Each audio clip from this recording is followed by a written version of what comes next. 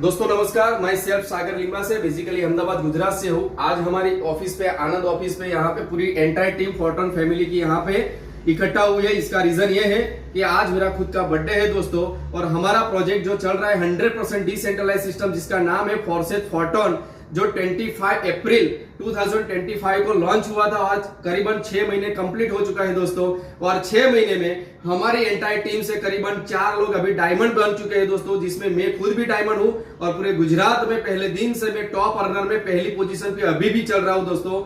और हमारे टीम से काफी सारे लीडर डायमंड हो चुके हैं, और आने वाले टाइम के अंदर मतलब करीबन 10 या 15 दिन में आने वाले टाइम में करीबन 6 और डायमंड निकलने जा रहे हैं दोस्तों।